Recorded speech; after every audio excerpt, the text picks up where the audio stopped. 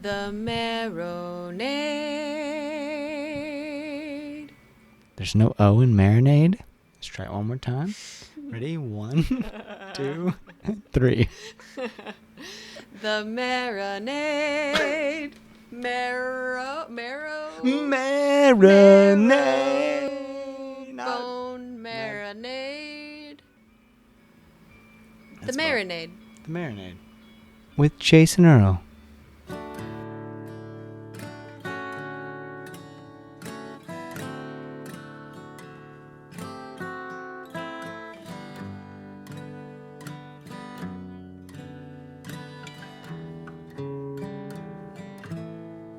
It's just a harmless little feeling that ebbs and it flows at the brush of your skin, flickers and glows.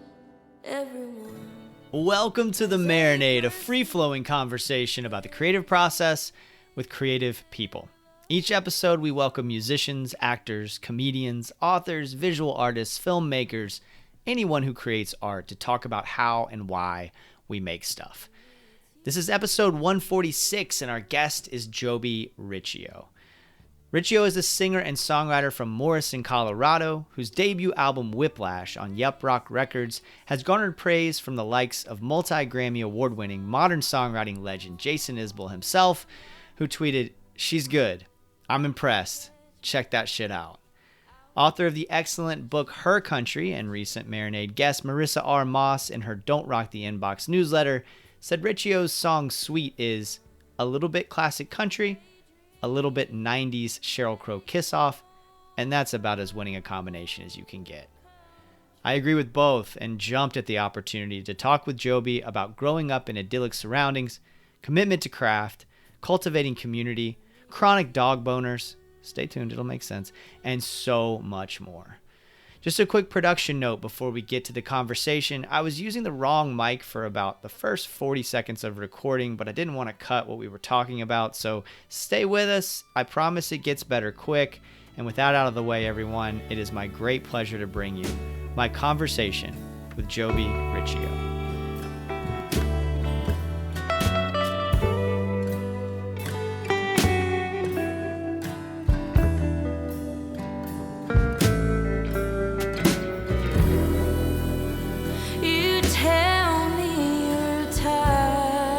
So much for doing this. I am absolutely loving your record and so excited to talk to you. So thank you so much. Yeah, thanks for having me. You are riding quite the wave of appreciation and recognition right now. Accolades at Newport Folk Fest, including from some of our listeners who got to see you play. Jason Isbell himself praised you on Twitter the other day. How are you feeling right now? This record is about to come out, and already folks are excited about it. How are you? Like, what's your headspace right now? I feel I'm just so excited for this to be out. I feel like no matter, the reception's already been really wonderful thus far to what I have. I mean, like, I've literally looked up to so many people who are hearing my music and listeners who listen to the same music I listen to, who are hearing my music. Like, I feel like it's going in the direction that I want. So I'm like, literally whatever happens, I feel pretty like chill about it. Oh, that's like, awesome. Yeah. What a great attitude. Yeah, I feel like I've also done everything that I can, like all of the work and all of the grinding that I've been doing is paying off, and all I can do is just let it be out now.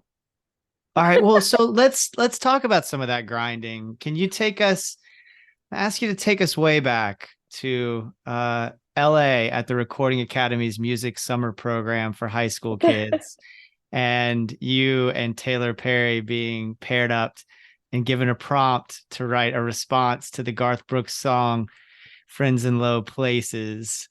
Taylor clued me in on this moment and said that like immediately basically knew that you were special. I immediately thought she was such a clever lyricist is actually the quote from Taylor. Um, can you talk about sort of that moment there and kind of your musical and use that as a jumping off point for your kind of musical evolution? Yeah, I mean, that was such a funny experience. Like so many people uh I've met who were young musicians who were interested in trying to do this professionally. I met at things like that summer camp or in college at Berkeley, and it's crazy to see where people have ended up and like where paths have diverged. And like I feel like I really at that point was starting to really believe in myself as a writer Hmm. because before that I was encouraged to apply for that camp by a mentor of sorts of mine, John Randall Stewart, who heard my music at a bluegrass festival that he was teaching at Rocky Grass in my home state of Colorado. And he like really I was really shy and like not sure of myself. I think it was like 15 or 16. um but he really encouraged me and thought that I had an interesting approach to writing and I guess something to say, even though I look back on songs from my teenage years and think how crazy they sound or how, tropey. But I like remember him encouraging me to apply for this camp. So that's how I ended up there. And like just it's just like to have the encouragement of someone who was like an actual professional, which was what I started to see happen um when I was a teenager and like actually starting to try to put myself out there a little bit um as a songwriter, not just as like a girl who sings, a girl who is a good singer who sings country and bluegrass and folk or whatever. So that's really like where that journey took me, was like connecting with other artists, connecting with heroes of mine at a younger age who encouraged me to go to music school Hmm. too and like take it seriously and continue to take it seriously. So and then I feel like I really finally like I never learned music theory as a young kid, so it was very much like I learned so much in such a short amount of time at Berkeley, at in school and college.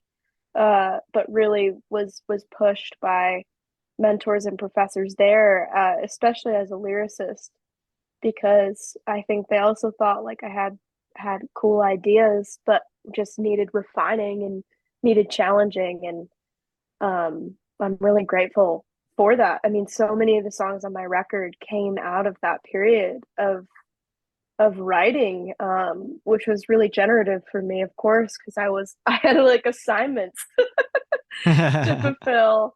Yeah. Um, and a lot of life going on to process, and playing guitar and singing has always been the way I've processed the world around me in my life, and writing in general, journaling, and yeah, just always getting my thoughts down I has think always that been a very helpful thing. I think that there's so much I want to ask you about there, but you touched on something that I didn't expect us to talk about, but I think it's important to point out that like clearly you had some natural ability you had cultivated, right? Clearly you had done some writing, you'd done the work, you had gotten the attention of mentors and people you respected, but that going to school part, I just feel like doesn't get enough credit. Like I understand there's no substitute for experience. You know, as somebody who's worked in education for a long, long time, I get that like I can't teach my students everything. They've got to go out and do it themselves. But I do also think that there's so much to be said for the academic examination of things, even if it's something creative like music. Yeah. Yeah, I feel like I really learned the importance and power of editing my songs. And that's really the arena I feel like where I was being pushed and challenged, and I was resistant to it in the beginning, as I think a lot of, like young, emotional, sensitive people are. It can be hard to hear, like, hey, your verse is cool. What if you completely changed it and like you could make it better? Like, like, just go write something better, But like, if you are able to actually put yourself up to the challenge and continue to try to beat yourself, for the best possible way to capture what it is you're trying to capture, then I think you can come up with some really great stuff. And I feel like that has, aided me as I'm now out of school and learning, and continuing to write. And like, I'm usually my own editor now, and like, I have friends, other songwriters I'll bounce my songs off of, co-collaborators and things like that. But definitely, like, ultimately it's always my call at the end of the day. And like, having an inner editing voice was not something I had before I went to school.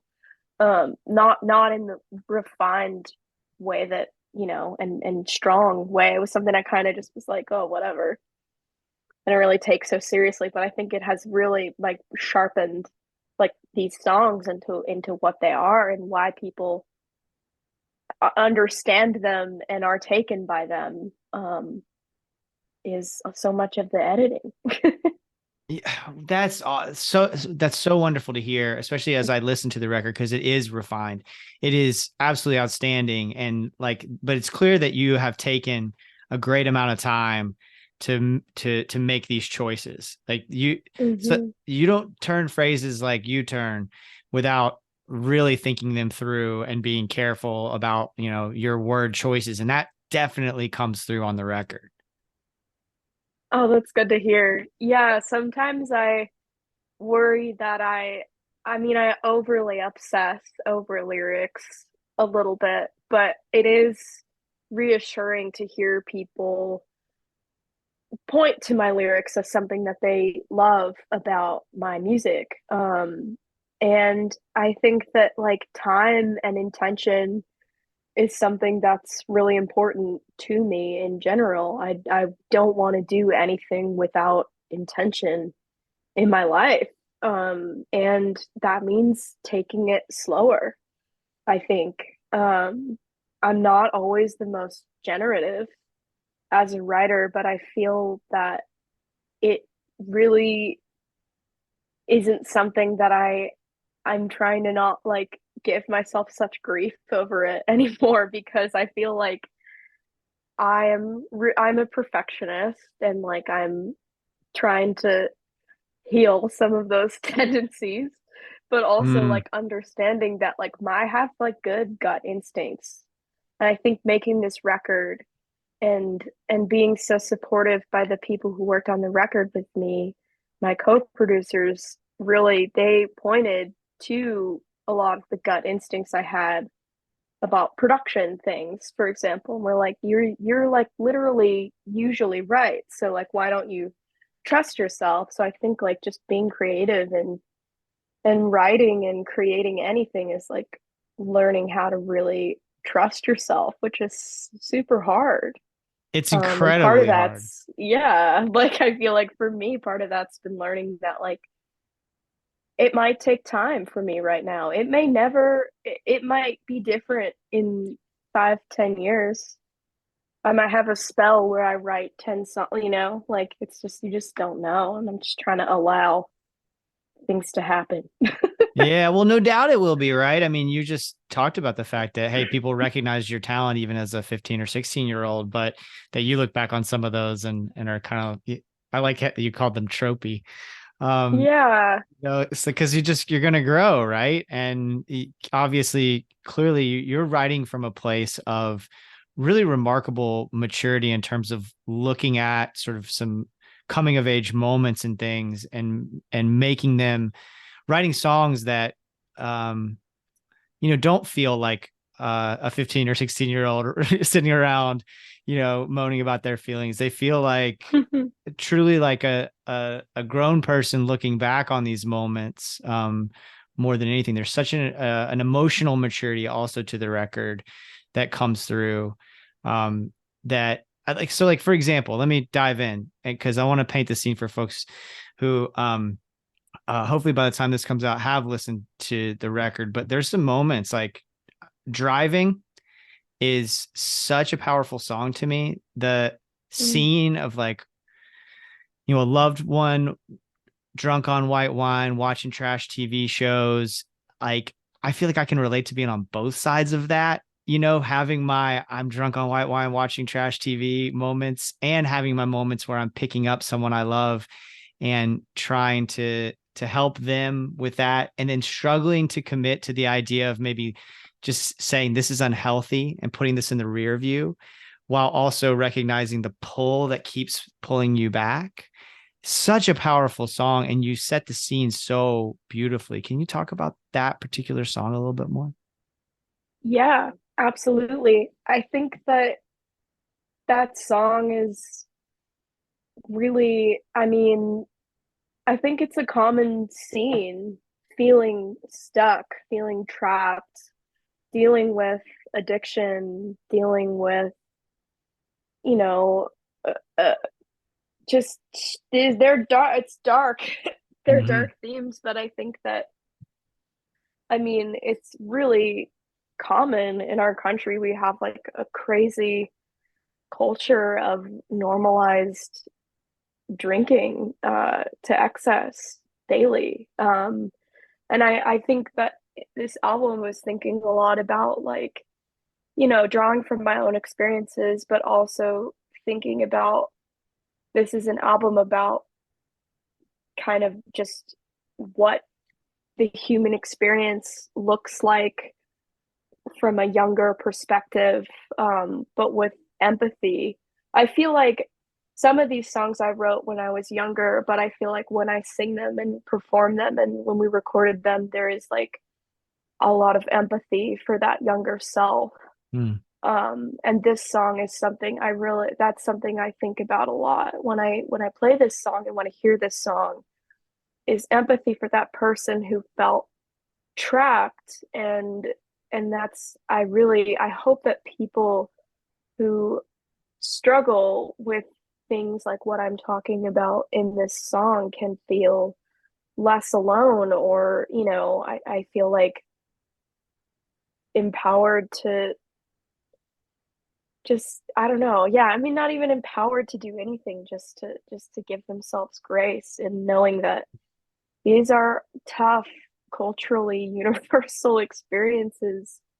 And I mean, it's a hard song to talk about, but also it was like so much of it felt inspired by Bruce Springsteen and his album The River, and the way that he chronicles everyday lives was super inspiring to me. And the scenes and the specificity of what that looks like, how that feels. Yeah, what are the full sensory experience of what's happening. I feel like he also kind of does that on Nebraska as well. But also I remember, like, as a child hearing the song Highway 40 Ride, I think by oh my gosh, why is it Zach Brown Band? I'm like, Oh, why is okay. it coming out of my head?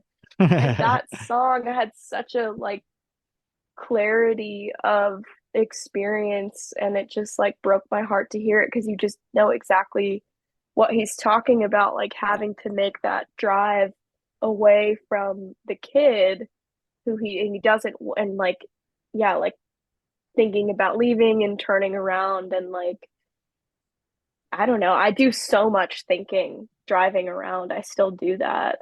That's something I totally did as a teenager. I love to go drive.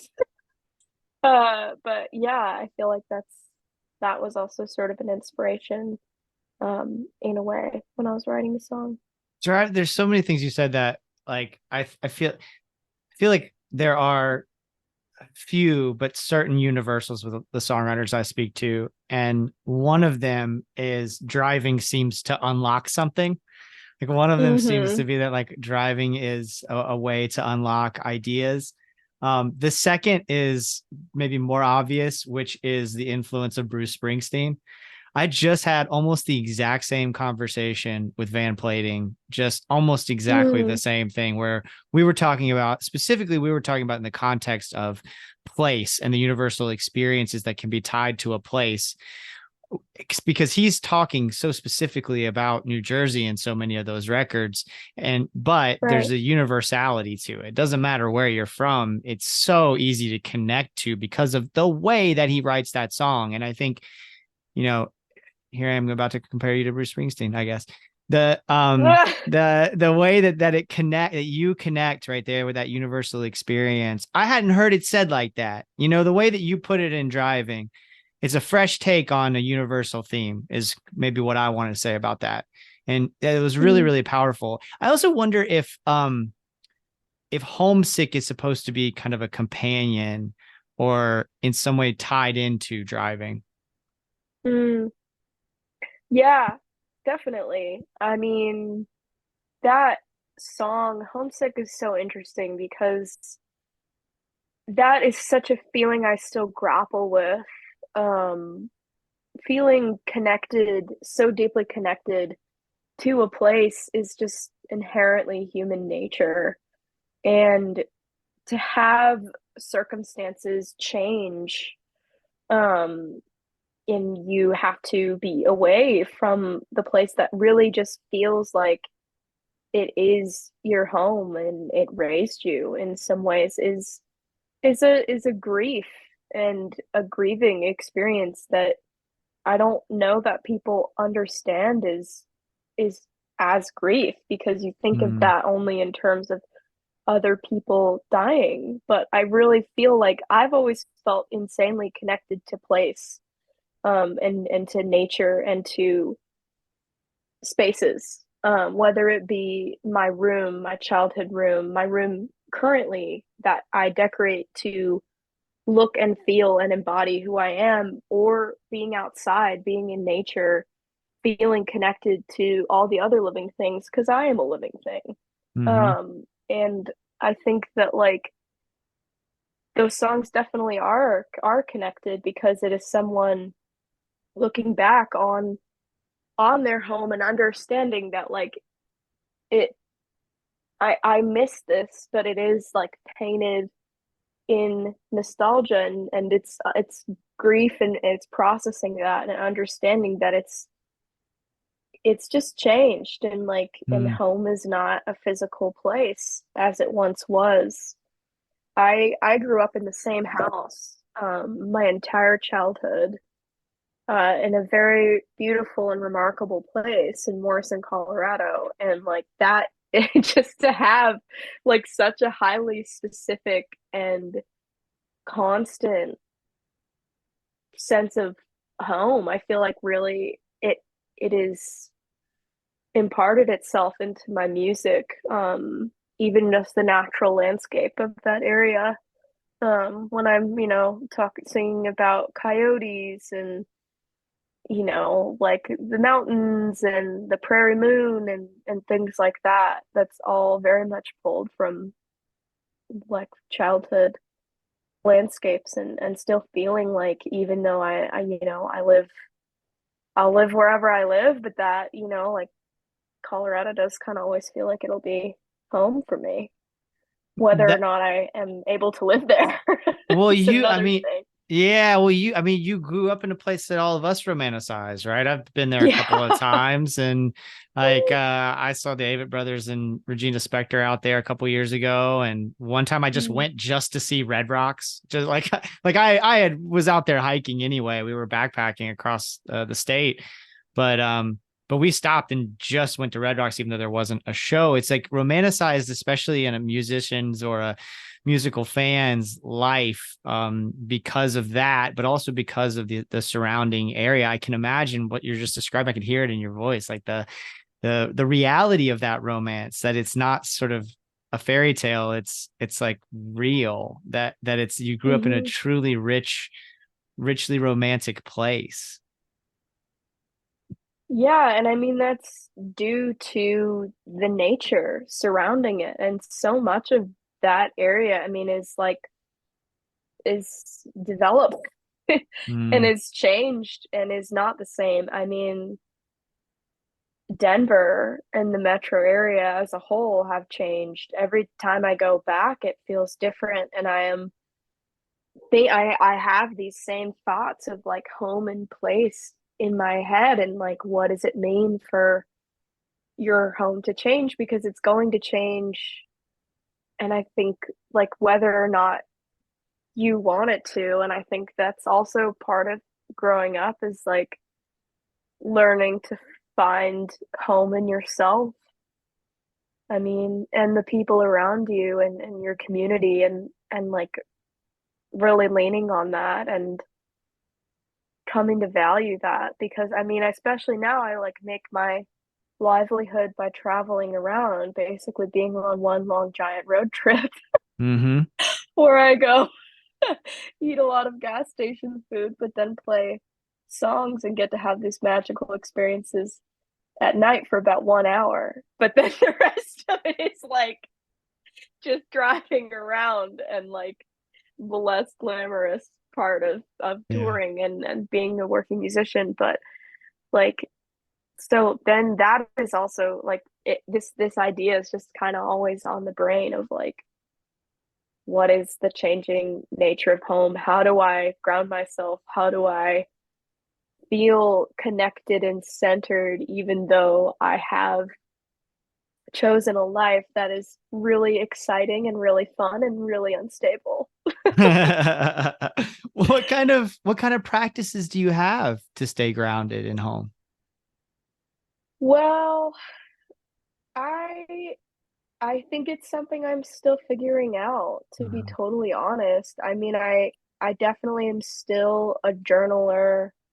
Um, I think that it's super hard with like the modern distractions that we have of like our phone. Literally just everything on my phone is distracting. Like it's no longer just like Instagram is like just the practice and experience of being on my phone is distracting and like sapping for me yeah. in any capacity. But I feel like, I mean, when I'm on tour, I mean, in general, haven't really. I mean, I'll still drink, occasionally, but I really haven't. I have definitely cut back on Mm. drinking.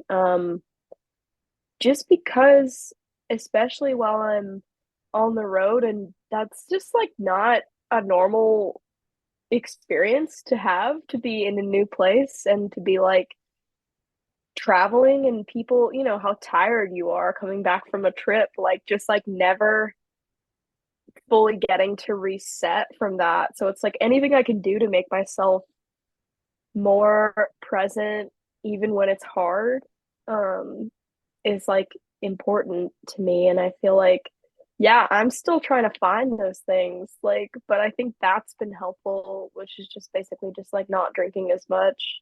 Mm. Um, I don't know, yeah, and just like trying to remain reflective and in touch with my inner world and like what's going on in here, just as much as all this stuff that's you're inundated with, going from place to place to place to place, Yeah. and running around. Essentially Yeah. just running around. That is what touring is, just freaking going everywhere.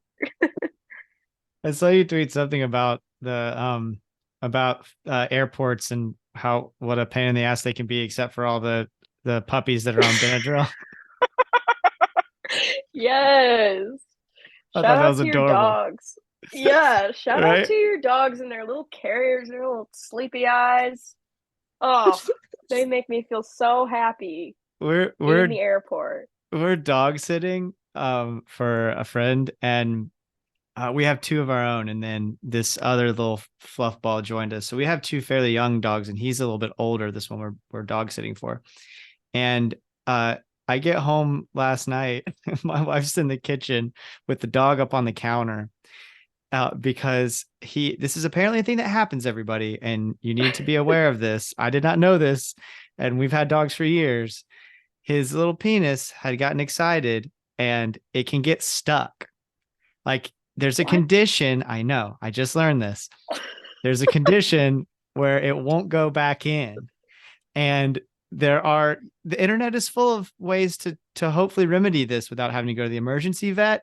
None of that worked. So we ended up at the emergency vet for this eternal boner that this dog that we are dog sitting for had. And they ultimately had to give him pain medication in order to like perform this procedure on him to get his penis back in. And he was all doped up at the end, and it was there's just the whole thing is so ridiculous. It's so adorable. I did not expect to be telling that on the podcast today, but this is not what I expected that story to turn. I did not expect that to go that direction. He's okay, everybody. He's okay. But yeah, it was an eventful evening. So anyway, shout out to all the doped up dogs around the world trying to get from place to place for whatever reason. They're just being dragged around. They don't know what's going on. They're just like, what the hell? Why it's so dark in here? Where am I? And they're like under the seat in the plane. Yeah, a doped up dog is about the cutest thing in the world. It's just so not one that's gotten a hold of marijuana. That's not cute. But no. If they're doped up on like Benadryl or something, it's a precious thing.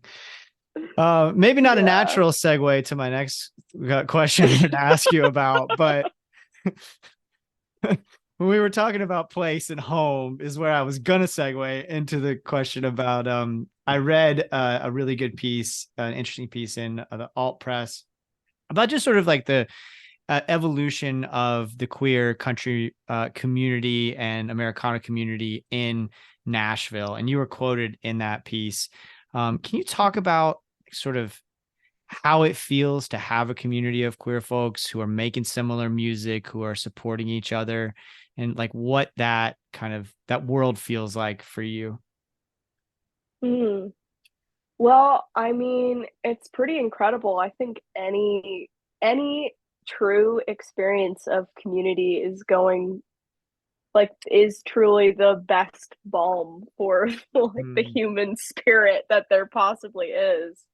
And I found that it's really, I mean, there has been sort of like this idea that it's very like centralized in Nashville, but I really feel like it's a national thing. I think like I played a great queer country showcase in Philadelphia with my friends Brittany Ann Tranbaugh and Sam Rise up there. And that was an incredible experience. I have friends who are in a folk band in Virginia, Palmyra, who I would consider also like, like part of that experience, like who are queer. And like I don't know. I think of it as more of a like people are so often coming through Nashville that they become connected with the queer artists here. But it's more of it's more of a national thing, which is great. I'm glad you brought that up because two of my last three guests were River Shook, who doesn't live in Nashville, and Willie Carlisle, who you just recently went on tour with, right?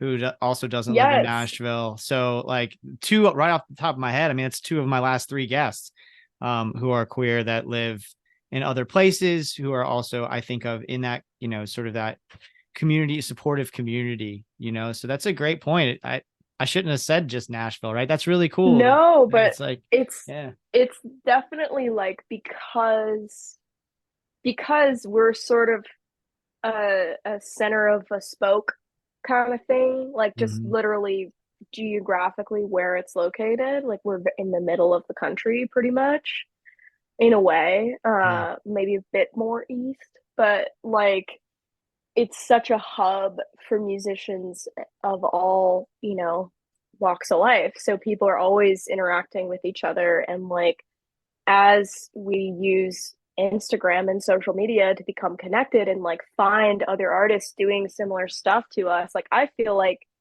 weirdly, I mean, that's how I met Willie. Was he just DM'd me on Instagram. Like, he just came across something of me on Instagram somehow, and was super sweet. And like, I was like, oh my gosh, I'm a big fan. And yeah, he just asked me to go on tour. Like, Ooh. so, and yeah, and that's sort of how a lot of the other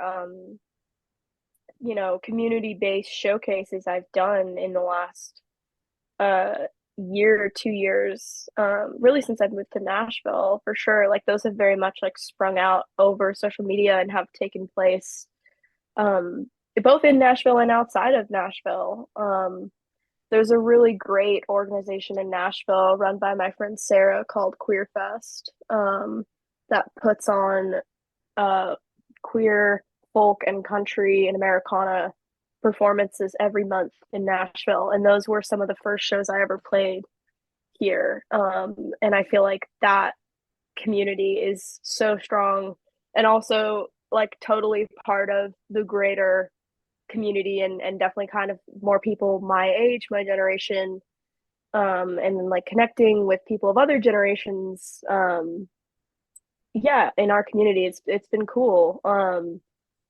But I don't know. I mean, I think like overall, community of any kind, like, is musical community is like insanely special, and has been really something that has been really important to me this past year.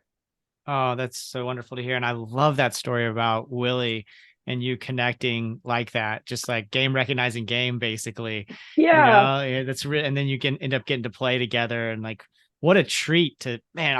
I'm sorry I missed that tour. What a treat to get to see you and Willie every, on any given night. That would have been that had to be an incredible experience for those who were in the audience.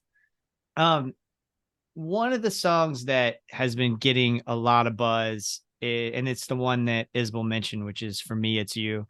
And it's just so powerful. And there's this scene where I think the lyric goes, I watch you from my drink as you forget everything else in the room.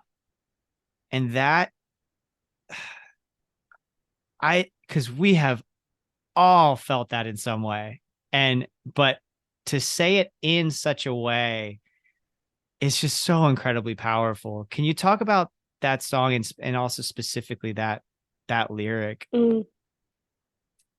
Yeah, I mean, I wrote the song from personal experience, but also once I really felt moved to write it was when I realized like this is a universal thing. And like, I wrote down in my notes that like everyone has a person who will never love them back, and then that became the leading line to the refrain line, which is everyone has a dream they know likely won't come true, and then turning into everyone has a person who will never feel the way they do. For me, it's you. And I think that I was trying to think of what should be the final scene of this song, before hitting that last refrain line. And I was thinking about an experience that I had watching someone, yeah, just like light up around a different person, and how painful that is, and how like So everyone painful. has truly experienced that. And like, if I can detail this through my own experience, but in a way that's specific enough that I think people will absolutely relate to the hell out of this song. And it really seems that people have.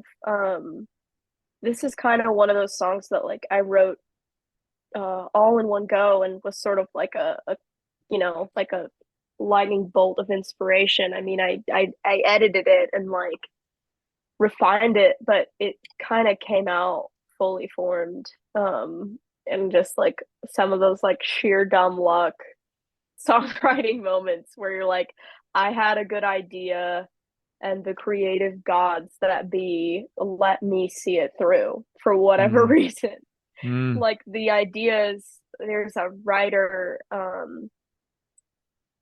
can't remember. Oh, Elizabeth Gilbert, who has this like idea that like creative ideas kind of go from person to person. And if you're there open to receive it, sometimes they choose you and mm. sometimes they don't. But if you're not there open and willing to receive it, then it's not gonna Oh, choose you. And I feel like that's why, as writers and creatives, you might have like seen a piece of work or heard a piece of work that you're like, I had that idea, but I like didn't see it through. yeah. Like I think there is sort of some sort of like interesting magical something that goes on out there in the ether, like what she talks about. And I think I just this idea, yeah, with like what I was learning about in songwriting class at the time, the experience I had and the understanding that like, wow, this is like there are movies about this, other songs about this. This is an experience that everyone has at some point. Was like, okay, this I really think this could be a great song. And you nailed it. Absolutely nailed it. We don't pay for Zoom since we're a DIY operation. So this is about to end. Is there any chance you can give me just a few more minutes though? If you have it, can we restart the Yeah, same meeting? Just click the same yes, link. Okay, awesome. Thank you. totally, absolutely. Happy to. Cool. Here. I'll restart it right away. Okay. All right. The Marinade.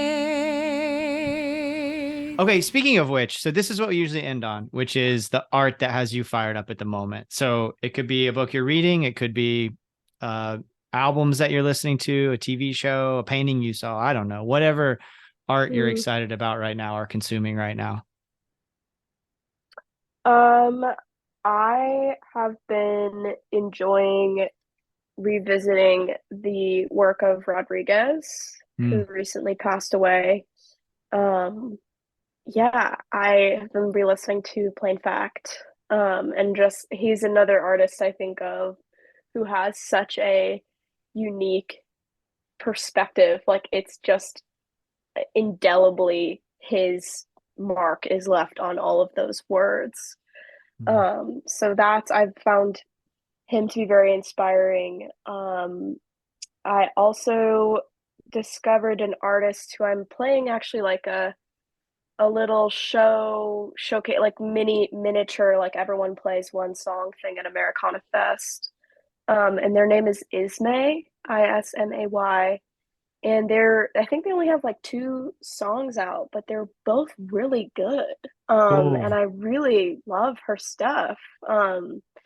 And yeah, so I'm excited to meet and connect in Americana because the production and like the vibe of the songs. There's one song called "I Called You Up" that I think is just incredible. So I've been really digging that too. Yeah, Cool, those are the very two that come cool. to mind. Well, good. I'm excited. I'm so bummed I'm not going to be able to make Americana Fest this year, but Oh that man, lineup just looks incredible, and I'm happy for you that you're going to get to play. And I'll have to check that out. Ismay, I'm not familiar, but I'll check it out. yeah, Yeah. yeah. I think they live in like Northern California or something, kind Okay. of specific, which I think is tight. I'm like, I hope someday I can live in a remote location and do music still. Well, Yeah. okay. I mean, just quickly then, we don't have to be quickly, but so we've talked a lot about place, and you are in Nashville right now, Hmm. and it is 2023. You could be making music somewhere else. Like, why stay in Nashville? Why not go do that or go back to Mm. Morrison or Well, because I mean, the first thing is like the people here and the community here, and the opportunities. I mean, Jason Isbell would not have heard my song, most likely, Mm, but he heard it on a local radio station that played it because I was playing a local event through this venue that I have a good relationship with, the basement. So like it all being a part of this, there is so much people, even people who are so established and have, great careers, who live here, who are Nashville-based artists, like they still are connected to the local community in a way that I think is really special and you don't find in other industry places. Like I don't ever hear of things like that happening in LA. Yeah, um great point. yeah, and I think there's seasons in life, and I don't foresee myself being here forever. I think I have to go back to a mountainous place. Mm. So I think there's totally time enough to do that. And I have had this, I have this album and I'm really excited about it, and I'm excited about really beginning my career full force in earnest. And this is a really, like, there's just the logistical advantageous thing too. And I happen to have a lot of great, wonderful friends and collaborators here. So that kind of makes it hard to go for the moment, but it is, yeah, I don't know. I think I will probably end up somewhere very mountainy in the hopefully not too distant future. Well, I hope you get whatever you want. And I'm excited for folks to listen to this record in its entirety. It's absolutely beautiful. It's an incredible piece of work. And I'm just so grateful for your time and energy. Thank you so much. This has been Yeah, a blast. absolutely. Thanks for having me on. Truly my pleasure. All right. Have a great rest of your day. Thank you again. Yeah, you too. Thanks. Thanks. Bye. Bye. Jobi Riccio, y'all. Thank you so much, Jobi. Thank all of you for listening. JobiRiccio.com for all things Jobi Riccio. MarinadePodcast.com for all things The Marinade. Follow us on YouTube, Instagram, TikTok, Reddit, Spoutable, Twitter, Blue Sky, Mastodon. We're on all the things. Subscribe and give us a 5-star rating on your podcast app. Tell a friend about the show.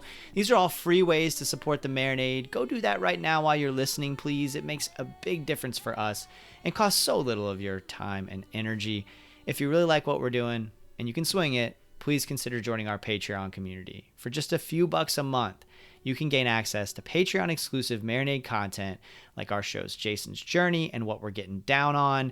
We also have our show Inner Child. It's a lot of fun. There's a whole world of podcasts that you can access by joining the Patreon. I want to give a huge shout out to our newest patron, Josh Martin. I got to know Josh through one of my favorite artistic meeting places here in Orlando called the Nook on Robinson. I want to give a big shout out also to Mary and Matt at the Nook.